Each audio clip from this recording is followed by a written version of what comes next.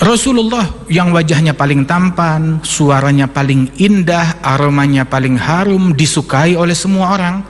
Allah Ta'ala nyatakan, kalau engkau berhati kasar, kaku, dan berucap kata-kata yang kasar, orang bakal kabur, menjauh. Apalagi kita yang wajah kita pas-pasan, apalagi kita yang suara kita tidak semerdu Rasulullah.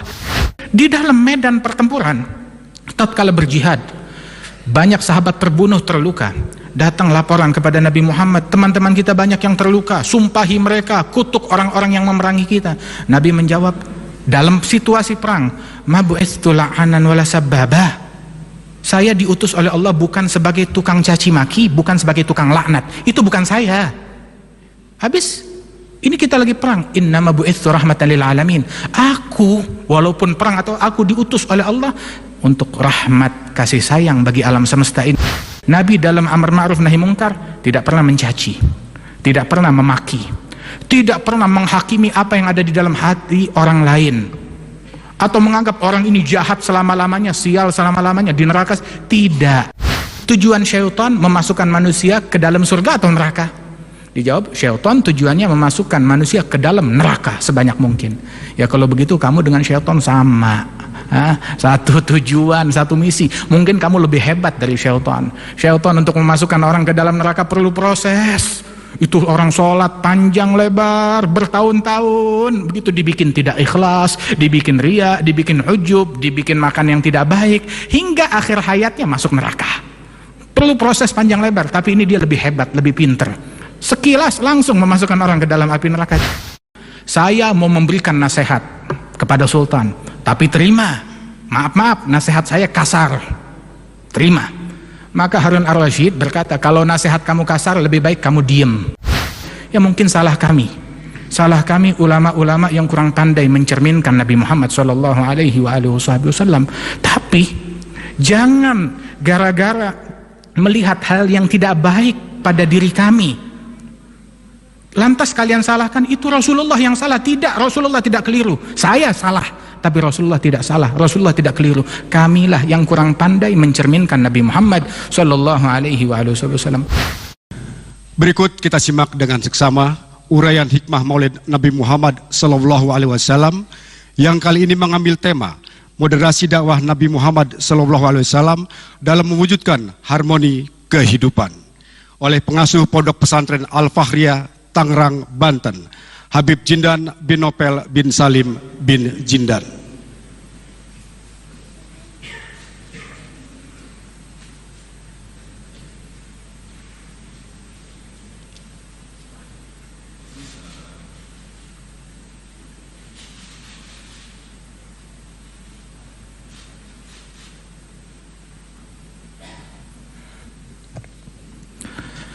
Assalamualaikum warahmatullahi wabarakatuh. Alhamdulillah, wassalatu wassalamu ala sayyidina Rasulillah, Sayyidina Muhammad bin Abdullah wa ala alihi wa sahbihi wa mawalah, amma ba'du. Kita bersyukur kepada Allah Subhanahu wa ta'ala pada malam hari ini, malam 12 Rabi'il Awal, malam kelahiran Nabi Muhammad SAW. Kita berkumpul di tempat ini, Istana Kepresidenan di Bogor.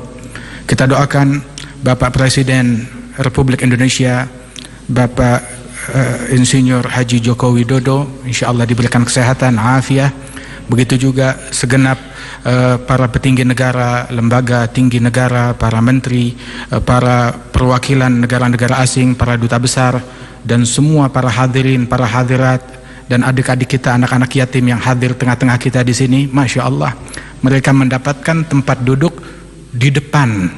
Masya Allah, di depan dari duta besar, di depan daripada pejabat-pejabat tinggi negara. Mengapa? Dimuliakan anak yatim semata-mata karena mereka mengingatkan kita kepada Nabi Muhammad. Rasulullah SAW terlahir ke alam dunia ini dalam keadaan yatim. Ayahnya telah meninggal dunia, sallallahu alaihi wasallam. Sehingga karena setiap kita melihat anak yatim mengingatkan kita akan yatim yang paling mulia di alam semesta, Nabi besar Muhammad sallallahu alaihi wasallam, yang mana Rasulullah datang membawa rahmat dan kasih sayang kepada anak-anak yatim, kepada janda-janda yang lemah, kepada fakir miskin, kepada semua orang, didasari dengan rahmat dan kasih sayang. Sehingga Allah subhanahu wa ta'ala saat memberikan misi kepada Nabi Muhammad, misinya misi rahmat. Wa ma arsalnaka illa rahmatan lil alamin. Tidaklah kami utus engkau wahai Nabi Muhammad, melainkan misinya satu, semata-mata hanyalah rahmatan lil alamin. Tidak ada misi yang lain selain daripada rahmat tersebut. Tapi Nabi berperang, Nabi berjihad, Nabi berjuang untuk menegakkan rahmat, untuk menjaga rahmat, untuk menstabilkan rahmat dan kasih sayang di muka bumi ini, sallallahu alaihi wasallam. Sesungguhnya Allah subhanahu wa ta'ala tatkala memerintahkan Rasulullah sallallahu alaihi wasallam untuk di dalam berdakwah tersebut, Allah ta'ala menyatakan, ud'u ila sabili rabbika bil hikmah wal mau'izatil hasanah wajadilhum billati hi ahsan. Ajak mereka, ajak sekalian manusia, ila sabili rabbik, menuju jalannya Allah, birrahmah, bil hikmah wal mau'izatil hasanah, dengan hikmah, dengan nasihat al hasanah yang baik. Al hasanah yang baik, bukan yang tidak baik. Tapi kita perlu argumentasi, perlu berjidal, perlu berdebat. Saat langkah-langkah itu, langkah ketegasan perlu diambil, wajadilhum billati hiya ahsan. Ambil langkah yang tegas, jidal, debat, tapi dengan cara yang terbaik, al-ahsan. Tahu al-ahsan? Ada hasan, baik, mana yang terbaik? Prioritaskan yang terbaik di dalam bersikap, di dalam berucap, di dalam berdakwah. Sehingga itulah yang paling tepat. Allah Ta'ala menyatakan, fabima rahmatin minallahi linta lahum walau kunta faddan ghalidhal qalbi lam faddu min hawlik. Sesungguhnya dengan rahmat Allah engkau bersikap lemah lembut dan kasih sayang kepada mereka. Andaikan engkau bersikap kasar, kaku, keras, bersikap kasar, kaku, faddan ghalidhal qalbi, dengan hati yang keras, ucapan kata-kata yang kasar, lan faddu min haulik, mereka akan kabur dari sekelilingmu. Nabi Muhammad orang yang paling tampan, Nabi Muhammad yang suaranya paling indah dan merdu, aromanya paling harum. Sayyidina Ali bin Abi Thalib mengatakan, man ra'ahu badihatan habah wa man khalatahu ma'rifatan ahabbah.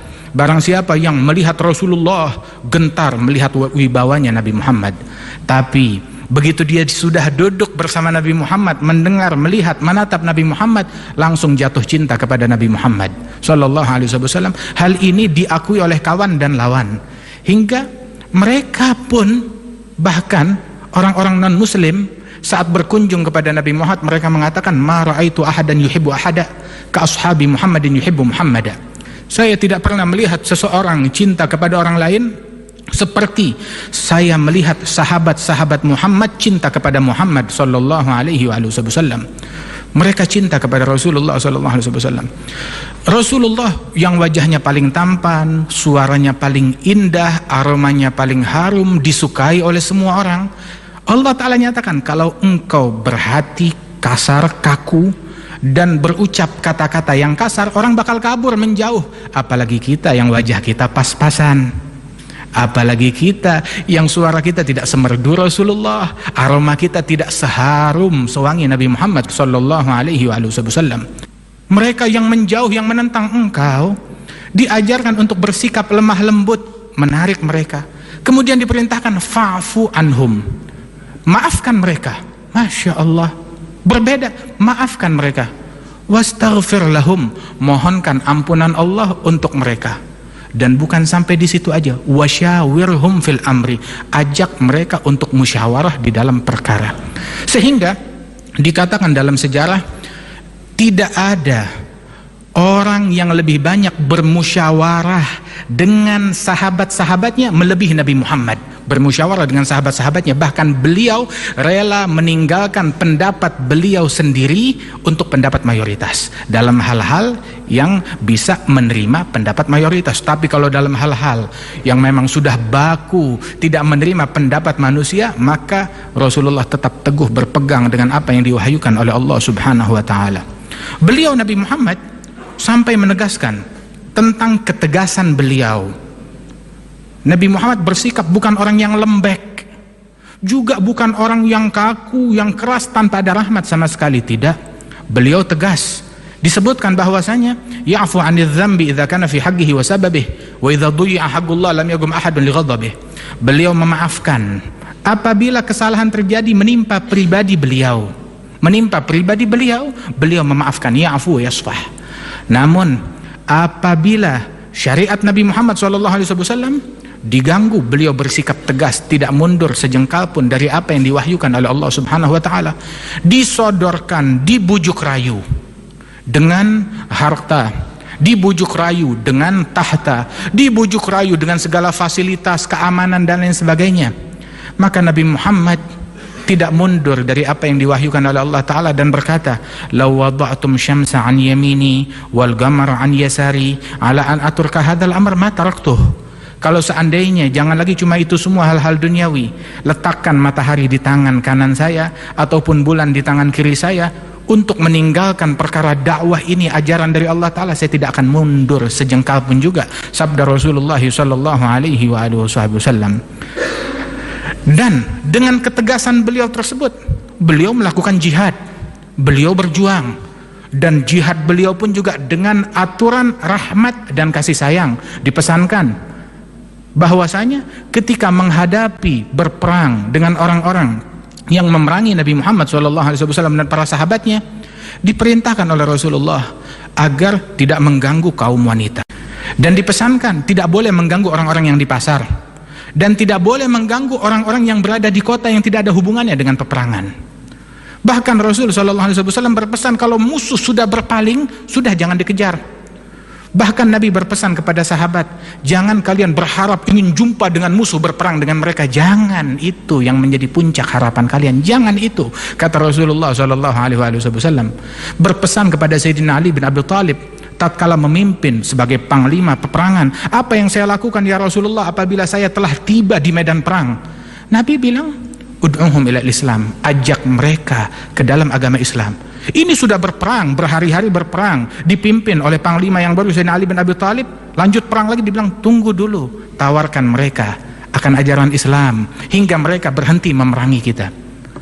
Kemudian Rasul berpesan, wallahi la ayyahdiyallahu bika rajulan wahidan khairun laka min humrin na'am. Demi Allah, engkau mengajak satu orang ke jalan hidayat lebih baik daripada engkau bawakan aku rampasan perang, harta yang banyak, ataupun kekuasaan dari sebuah negeri. Itu bukan itu yang saya cari, tapi saya ingin semua orang dapat hidayat, kata Rasulullah sallallahu alaihi wasallam. Di dalam medan pertempuran tatkala berjihad, banyak sahabat terbunuh, terluka.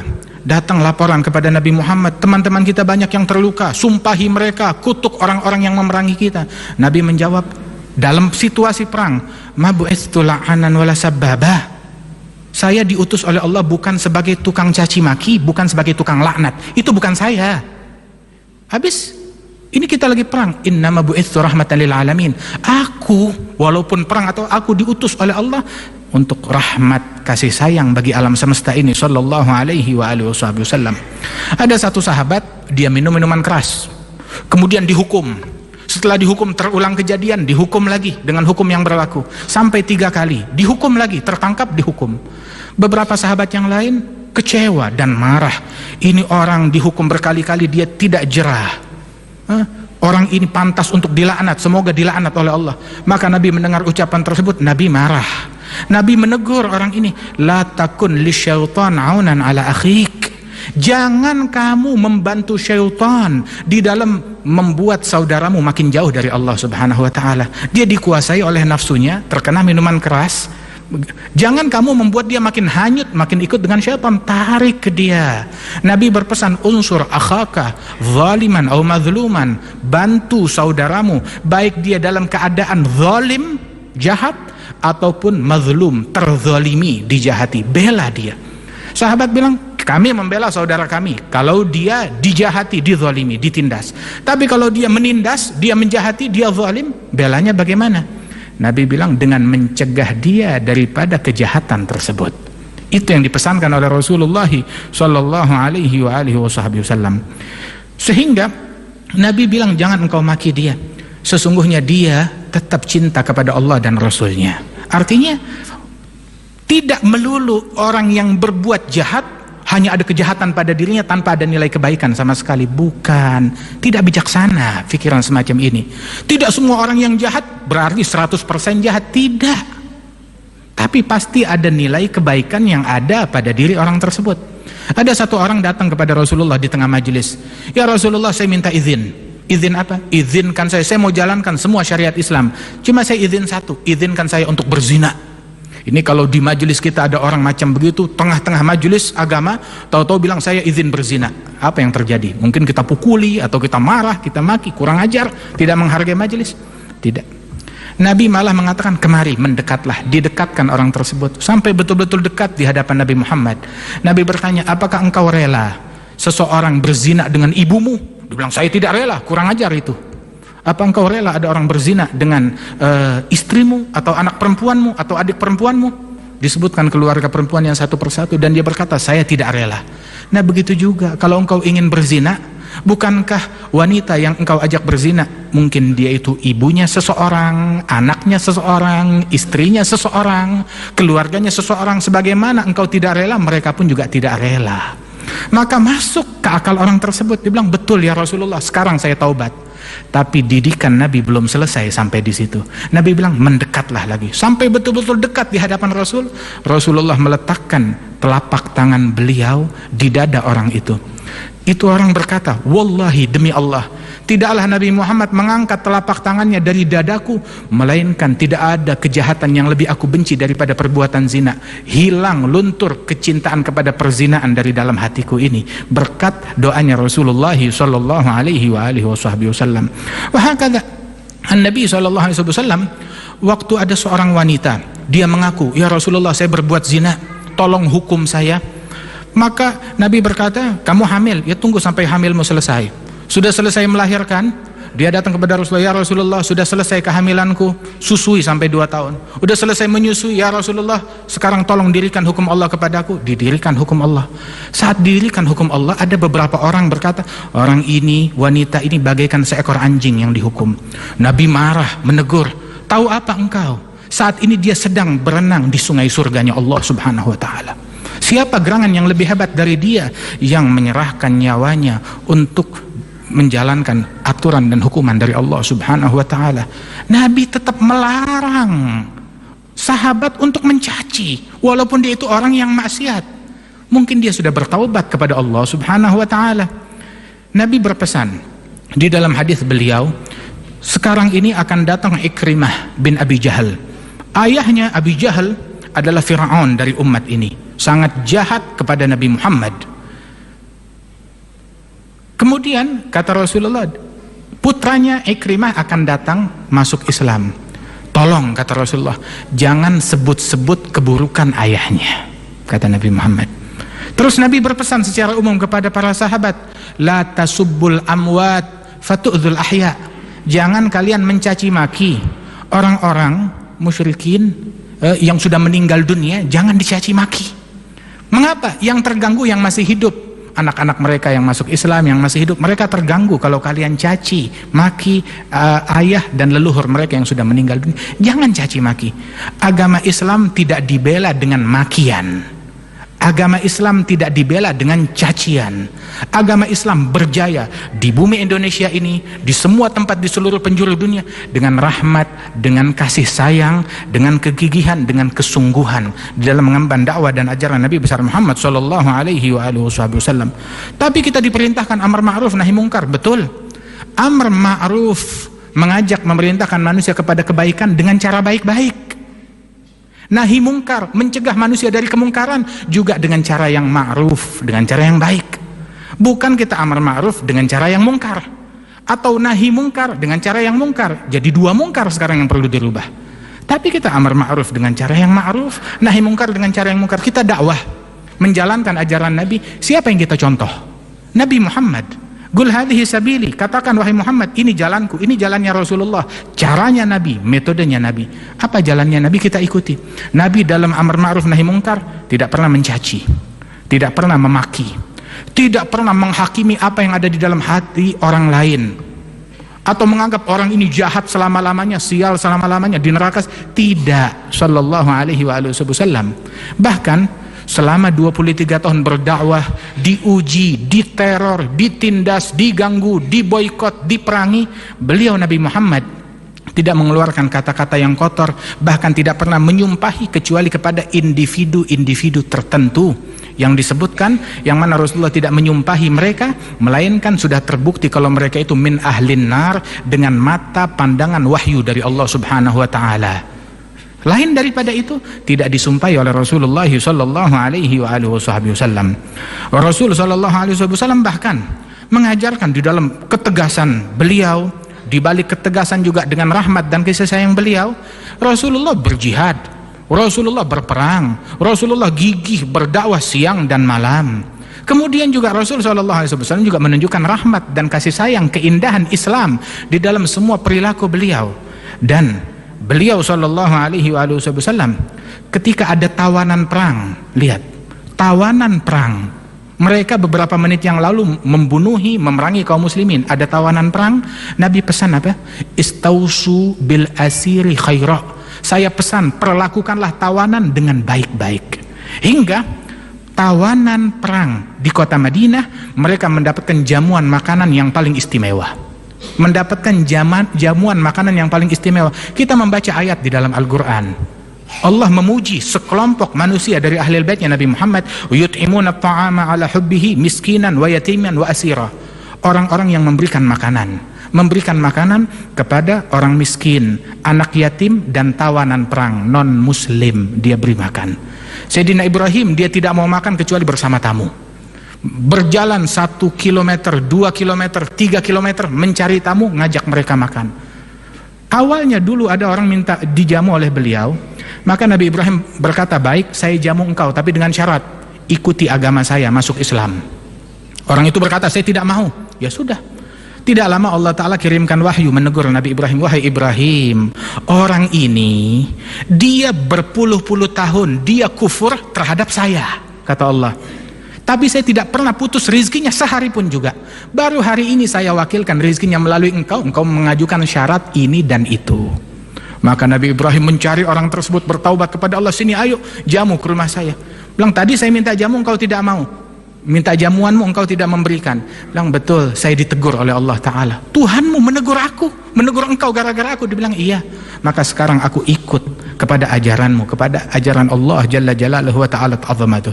Nah, karenanya itu saudara-saudara sekalian, kita hendaknya tunjukkan ke dunia ini keindahan Islam di dalam bidang apapun juga. Al-mu'min aina wudi' nafa'. Mu'min dimanapun dia ditempatkan, diposisikan sebagai apapun, manfaat. Mau menjadi presiden, mukmin. Mau menjadi menteri, mukmin. Mau menjadi pejabat, mukmin. Mau menjadi orang di pasar, pedagang, dia mukmin. Sebagai mukmin dimanapun dia memberikan manfaat kepada semua, memberi, membantu, menunjukkan keindahan Islam di dalam profesi apapun yang dia miliki. Angkat citra Islam, bukan menjatuhkan citra dan agama Islam ini. Disebutkan bahwasanya Syekh Mutawalli Asy-Sya'rawi yang di Mesir itu, rahimahullah, beliau pernah berdialog dengan salah seorang tokoh yang ekstrim, begitu, yang mana orang ini kalau ada yang tidak sependapat dengan dia atau beda aliran, beda agama, dia ledakkan, dibunuh, diledakkan. Berdialog, berargumentasi. Kemudian Sya'rawi bertanya, saya mau tanya, kamu ketika membunuhi orang-orang yang tidak sejalan dengan engkau, orang-orang yang beda agama dengan engkau, kamu bom mereka, iya, mereka mati, masuk surga atau neraka? Dijawab, ya masuk neraka. Oh iya. Pertanyaan kedua, tujuan syaitan memasukkan manusia ke dalam surga atau neraka? Dijawab, syaitan tujuannya memasukkan manusia ke dalam neraka sebanyak mungkin.